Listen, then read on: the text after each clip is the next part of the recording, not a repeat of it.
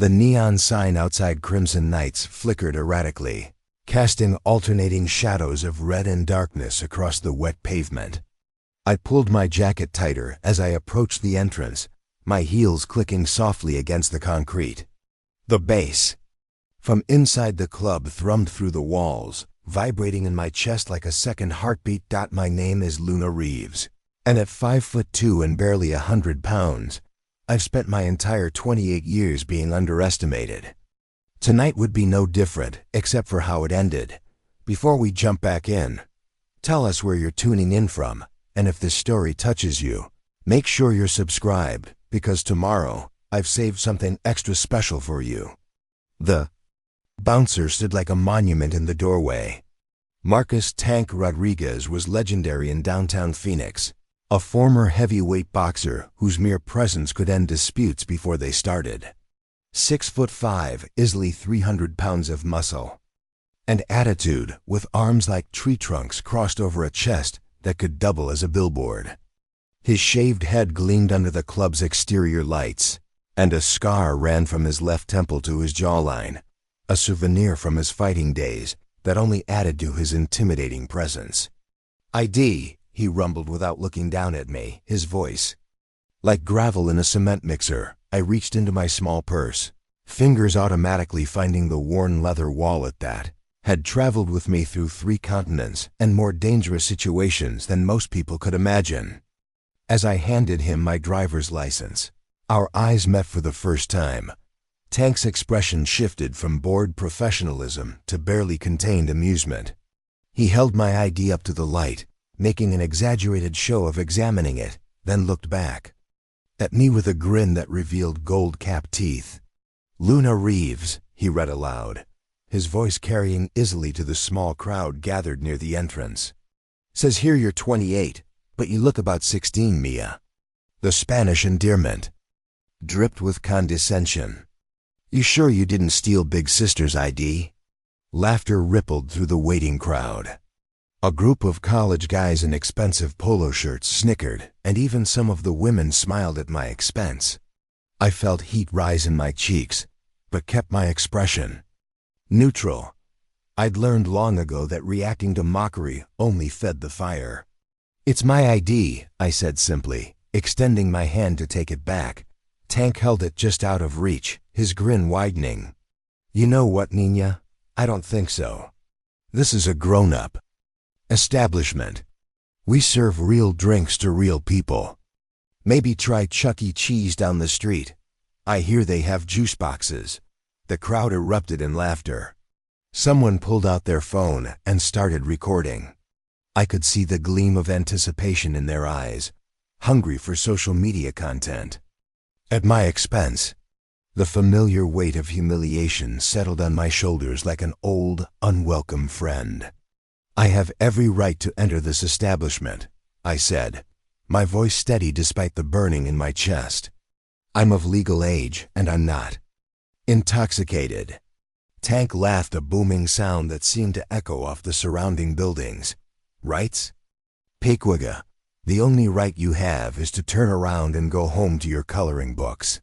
He leaned down, bringing his massive frame closer to mine, using his size to intimidate. "This ain't no place for tiny little girls playing dress-up." The phone cameras were rolling now. Multiple people had joined the impromptu audience, drawn by the spectacle of the giant bouncer humiliating the small woman. I could already see the headlines: "Bouncer destroys tiny woman with words," or "When keeping it real goes right." What they couldn't see, what none of them could know, was the tension coiling in my muscles like a spring under pressure. They couldn't see the way my breathing had shifted to the deep, controlled rhythm that had kept me alive in places where survival wasn't guaranteed. They couldn't see the mental checklist running through my mind, cataloging Tank's stance, his balance points, the way his weight was distributed, the vulnerabilities that his size created rather than eliminated. Most importantly, they couldn't see the memories flooding back, a village outside Kandahar, where a local warlord had made the mistake of grabbing me, thinking the small American woman would be easy prey. A human trafficker in Bangkok who had learned too late that size meant nothing when precision met opportunity. A corrupt police captain in Bogota whose assumptions about helpless female journalists had cost him his consciousness and his reputation. "Listen, gigante," I said, using the Spanish word for giant with the same mocking tone he'd used with me. "I've had a very long day, and I just want to have a drink. You can check my ID, take your little power trip, and let me pass. Or ... or what?" Tank straightened to his full height, his massive shadow engulfing me completely. "What's a little thing like you gonna do? Call your daddy?" The crowd pressed closer, sensing the building tension. The college guys were practically salivating, their phones held high to capture whatever happened next. A woman in designer clothes whispered to her friend, "This is getting good." I looked up at Tank way up and smiled. Not a nervous smile, not a placating smile, but the kind of smile that would have warned anyone who knew me to step back and reconsider their choices, or I'll make you move. The words hung in the air for a moment before Tank exploded in laughter. The crowd joined, in the sound washing over me like a wave of derision. Someone shouted, "David versus Goliath." Another voice called out, "My money's on the big guy." Tank wiped tears from his eyes, his whole body shaking with mirth. You're gonna make me move?" He looked around at the crowd, playing to his audience. Did everybody hear that? "Tinkerbell here thinks she can move me." He turned back to me, his expression shifting from amusement to something harder. "Tell you what, Pequega. You make me move and you get in free. Hell, drinks on the house all night." His voice dropped to a menacing whisper. "But when you can't entrust me, you walk away and never come back. Deal?" The crowd murmured with excitement. This was better than any fight they might see inside the club. Real drama, real conflict, and the added spice of David versus Goliath with a twist, except everyone knew how this story would end. I nodded slowly, never breaking eye contact with Tank. Deal. What happened next took less than 3 seconds. But I'll remember every detail for the rest of my life. Tank shifted his stance slightly, planting his feet wider apart and crossing his arms over his massive chest. It was a classic intimidation posture, designed to make himself look even larger and more immovable. He was counting on his size to end this before it began, using psychological pressure to make me back down. He had made 3 critical mistakes. First, his wide stance looked powerful, but it actually raised his center of gravity and reduced his stability. Second, his crossed arms blocked his ability to react quickly to an attack. Third, and most importantly, he had assumed that power came from size rather than technique. I took a step closer, moving into what most people would consider his personal space. Tank's grin widened. He thought I was trying to intimidate him. Like a chihuahua barking at a Great Dane, the crowd chuckled at the absurd image we must have made. The tiny woman squaring off against the giant bouncer. "Last chance, Pequega." Tank rumbled. "Walk away now and save yourself the embarrassment." Instead of backing down, I moved even closer, close enough to smell his cologne and see the confidence gleaming in his dark eyes. Close enough that he had to look almost straight down to maintain eye contact. Close enough that the crowd had to strain to see what was happening between us. "You should have just checked my ID," I said softly, my voice barely audible over the club's music and the crowd's anticipation. Then I moved. My left hand shot forward, not in a punch or a slap, but in a precise strike to a specific point on Tank's throat, not his windpipe, which could cause serious injury, but to a cluster of nerves just below his Adam's apple. The strike was delivered with surgical precision, using just enough force to disrupt his nervous system without causing permanent damage. Simultaneously, my right foot hooked behind his ankle while my right shoulder drove forward into his solar plexus. The combination of the nerve strike, the foot sweep, and the strategic push created a cascade of physical responses that his body couldn't counter. Tank's eyes went wide with shock as his nervous system misfired. His knees buckled as his balance disappeared. His massive frame, suddenly deprived of coordination and stability, began to topple backward. The sound he made as he hit the pavement was like a tree falling in a forest, a deep, resonating thud that seemed to shake the ground. All 300 pounds of him sprawled across the sidewalk, his arms and legs akimbo, staring up at the night sky with an expression of complete bewilderment. The silence that followed was absolute. The crowd that had been laughing and jeering moments before now stood frozen, their phones still recording but their faces slack with disbelief. The college guys' mouths hung open. The woman in designer clothes had stopped mid-whisper, her words dying in her throat.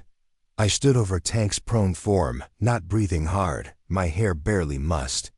I reached down and plucked my ID from his limp fingers, then looked around at the stunned faces surrounding us. Physics, I said to no one in particular. Leverage beats mass every time. Tank groaned and tried to sit up, his coordination slowly returning as his nervous system reset itself. I offered him my hand, a gesture that probably looked absurd to the onlookers.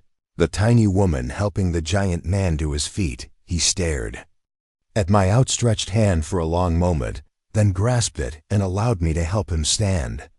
His legs were still shaky, but his pride was intact enough that he managed to regain his footing without falling again. What the hell ... He started, but his voice trailed off as he really looked at me for the first time. Not at my size, not at my apparent vulnerability, but at the calm confidence in my eyes, the way I moved with unconscious precision, the absence of surprise or shock on my face. You're military, he said suddenly. It wasn't a question, I nodded. Marines Force Reconnaissance. 2 tours in Afghanistan, 1 in Syria. I kept my voice quiet, not wanting to humiliate him further in front of the crowd. Hand-to-hand combat. Specialist. Tank's expression shifted through several emotions, embarrassment, respect, and finally, something that looked like admiration. He rubbed the spot on his throat where I'd struck him, testing his coordination as full feeling returned to his limbs. Damn, he muttered, then louder, damn. He looked around at the crowd, most of whom were still recording, then back at me. I owe you an apology, ma'am. Several apologies, actually. The crowd began to murmur, phones lowering as they realized the show was over and the giant had been humbled. Some looked disappointed that there hadn't been more violence. Others seemed impressed by what they'd witnessed. I shook my head, just doing what needed to be done. No apology necessary. Tank straightened his shirt and cleared his throat, addressing the crowd that had gathered to watch his humiliation. Shows over, people, move along. His voice had regained some of its authority, but the dynamic had fundamentally changed. He was no longer the untouchable giant. He was just a man who had learned a valuable lesson about assumptions. As the crowd began to disperse, still buzzing with excitement over what they'd witnessed, Tank turned back to me. He held out his hand, not to shake, but palm up, in a gesture of respect I recognized from my time overseas. Marcus Rodriguez, he said formally. And you just taught me something important about judging books by their covers. I placed my hand briefly on his palm, acknowledging the gesture. Luna Reeves. And you're not the first person to make that mistake. Probably won't be the last. Marcus, I couldn't think of him as Tank anymore, nodded thoughtfully. Military training. That explains the precision.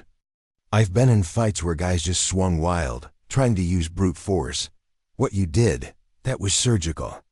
12 years of training, I confirmed. You learn that size doesn't matter if you know where to apply pressure and when.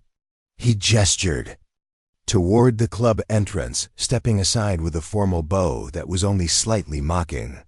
Well, Ms. Reeves, your drinks are definitely on the house tonight. House rules, anyone who can drop me gets VIP treatment.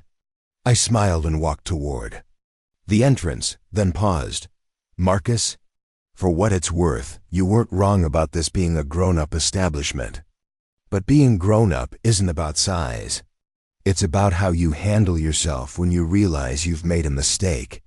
His grin was genuine this time, lacking the cruel edge it had held earlier. Yes, ma'am, lesson learned.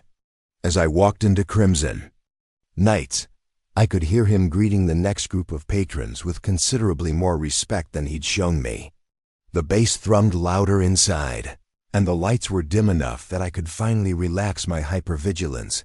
I found a quiet spot at the bar and ordered a whiskey neat Jameson, my father's favorite. The bartender, a woman about my age with intricate sleeve tattoos, poured the drink and slid it across the polished wood. That was impressive, she said quietly, nodding toward the entrance. Marcus has been working doors in this city for 8 years. I've never seen anyone put him on his back like that. I took a sip of the whiskey, letting the familiar burn settle in my chest. Everyone's got something they're carrying, I said. His thing is using size to intimidate people. My thing is knowing how to handle people who think size matters. The bartender extended her hand. Jenna Martinez. I own this place. Luna Reeves. Sorry for the disturbance outside. Jenna laughed. Disturbance? That was the best advertisement we've had all month. Half the people who witness that are going to tell the story to their friends, and those friends are going to want to see the place where the tiny woman dropped Tank Rodriguez. She refilled my glass without being asked. Besides, Marcus needed to be taken down a peg. He's good at his job, but he's been getting cocky lately.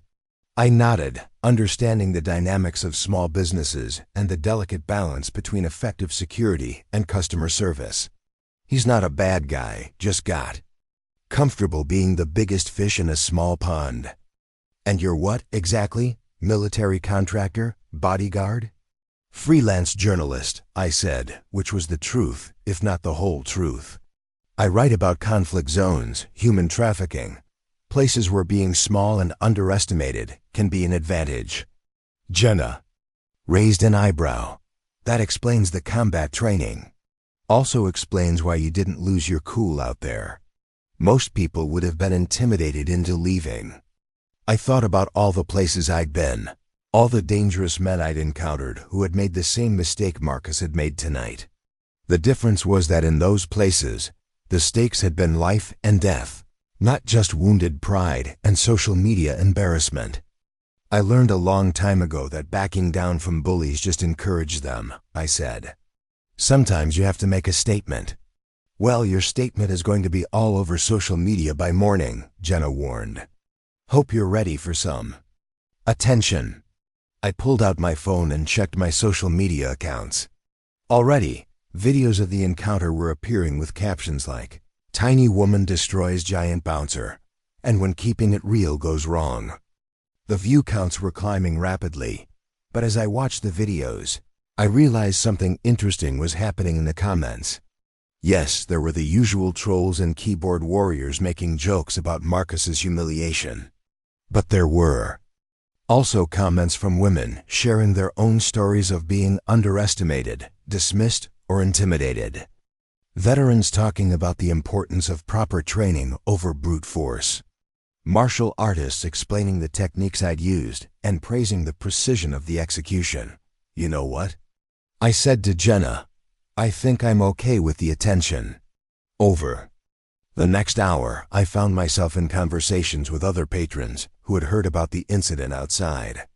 Some were curiosity seekers wanting to meet the woman who had dropped Tank. Others were women who had their own stories of being underestimated or intimidated. One young college student named Maria approached me hesitantly. "Excuse me, are you the one who outside with Marcus?" I nodded. "That's me. I just wanted to say thank you," she said, her voice barely audible over the music. "I've been coming here for months, and Marcus always makes these comments about my size, calls me Nina even though I'm 22. After what I saw tonight, I finally had the courage to tell him it wasn't okay." "And how did he respond?" Maria smiled. "He apologized. Said he hadn't realized he was being disrespectful." She paused, then added, "I don't think he would have listened if you hadn't, you know, I understood. Sometimes it takes a dramatic demonstration to change ingrained behavior patterns. Marcus had spent years using his size as a tool of intimidation, probably without thinking too much about the impact on others. Tonight had forced him to confront that pattern. As the evening progressed, I found myself in the unexpected role of informal counselor and storyteller. People wanted to know about my military service, about the places I'd traveled, about the techniques I'd used. I shared what I could without revealing operational details or classified information. A group of young women asked me about self-defense training. A veteran from Iraq wanted to know about my experiences as a female Marine in combat zones. A martial arts instructor complimented my technique and asked about my training background. It was nearly midnight when Marcus appeared at my table. The crowd had thinned out, and the music had shifted to a mellower playlist that allowed for actual conversation. "Mind if I sit?" he asked, gesturing to the empty chair across from me. I nodded, and he settled his massive frame into the seat with surprising grace. Up close, without the aggressive posturing, he looked younger than I had initially thought, maybe early 30s, with intelligent eyes and laugh lines that suggested he wasn't naturally cruel. "I wanted to thank you," he said without preamble. I raised an eyebrow. "Thank me?" "For dropping you on your ass in front of half the city's social media." Marcus laughed, a genuine sound, free of the cruel edge it had held earlier. "For teaching me something I needed to learn. I've been doing this job for 8 years, and somewhere along the way, I forgot that respect goes both ways." He leaned back in his chair, his expression thoughtful. "My little sister is about your size. 5'1", maybe 95 pounds soaking wet. She's in college now, studying to be a doctor. Smart as hell, tougher than she looks." He paused, his voice softening. "If someone treated her the way I treated you tonight, I'd want to kick their ass." "But?" I prompted, sensing there was more. But until tonight, I didn't make the connection. I was so used to using my size to control situations that I forgot there are other ways to be strong. He gestured toward me. "What you did out there, that wasn't just about technique. That was about dignity. You didn't lose your temper, didn't try to hurt me more than necessary, didn't humiliate me once I was down." I considered his words. "You seem like a good man who developed a bad habit. Those can be changed." Marcus nodded. "I've already started. That girl Maria who you talked to?" I apologized to her properly. Told her that what I'd been doing was disrespectful and that it wouldn't happen again. He smiled ruefully. "She actually thanked me, which made me feel about 2 inches tall." "Good," I said simply. "That means you're learning." We sat in comfortable silence for a moment, the noise of the club providing a backdrop to our thoughts. Finally, Marcus spoke again. "Can I ask you something? When you were overseas, did you ever have to? Did you ever hurt someone seriously?" I met his eyes, weighing how much to share. "Yes," I said finally. "When I had to, when lives were at stake. But never because I wanted to prove a point or show off my training." "How do you know they difference?" It was a good question, one that went to the heart of responsible use of force. "Intent and necessity," I said. "Tonight, my intent was to stop you from humiliating me and to show that size isn't everything. The necessity was minimal. You weren't really a threat to my safety, just my dignity. So I used just enough force to make my point without causing real harm." Marcus absorbed this thoughtfully. "And overseas?" "Overseas, the intent was to protect lives, mine, my units, civilians. The necessity was often life or death. So the response was proportional to that level of threat." I took a sip of my whiskey. "The key is always proportionality. You don't use a sledgehammer when a scalpel will do." "That's what you did tonight," Marcus realized. "Scalpel instead of sledgehammer." "Exactly. I could have caused serious injury, broken your trachea, damaged your spine when you fell, targeted pressure points that would have left you unconscious for minutes instead of seconds. But none of that was necessary. Marcus shuddered slightly. I had no idea how dangerous that situation could have been. Most people don't. They see someone my size and assume I'm helpless. They see someone your size and assume you're invincible. Both assumptions can be dangerous. The conversation continued for another hour, ranging from military experiences to the philosophy of conflict resolution. Marcus proved to be more thoughtful and intelligent than his bouncer persona suggested, and I found myself genuinely liking the man beneath the intimidating exterior. As last call approached, Jenna stopped by our table. "Well, this is unexpected," she said, looking between Marcus and me. "When I saw you flatten him earlier, I figured you two would be enemies for life." Marcus grinned. "Turns out getting your ass kicked by a pro can be educational." "Speaking of which," Jenna continued, "I've got a proposition for both of you. Luna, that little demonstration of yours has been viewed about 50,000 times across various social media platforms. We've already had calls from people wanting to know if you'll be back." I felt a familiar wariness creep in.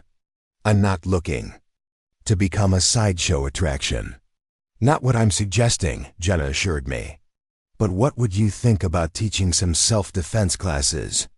Nothing flashy, just practical techniques for people who want to learn how to protect themselves. We've got space upstairs that we don't use during the day." I considered the offer. Teaching had always appealed to me, and I'd enjoyed the conversations throughout the evening with people who were genuinely interested in learning rather than just being entertained. "What would be the demographics?" I asked. "Mostly women, probably. College students, working professionals, maybe some older folks who've realized that being vulnerable isn't fun." Jenna paused. "And Marcus here has expressed interest in helping out, if you're willing to work with him." I looked at Marcus, who nodded earnestly. "I figure I owe you for the lesson tonight. Plus, I'd like to learn some of those techniques myself. Might be useful in my line of work to know how to control situations without just relying on intimidation." The idea had merit. Teaching self-defense to civilians was something I'd considered doing since leaving the military. The interaction with Maria and the other women tonight had shown me there was definitely interest and need. "Let me think about it," I said finally. "This wasn't exactly how I planned to spend my evening, and I need to process everything that's happened." Jenna nodded. "Fair enough, here's my card. Call me when you've decided."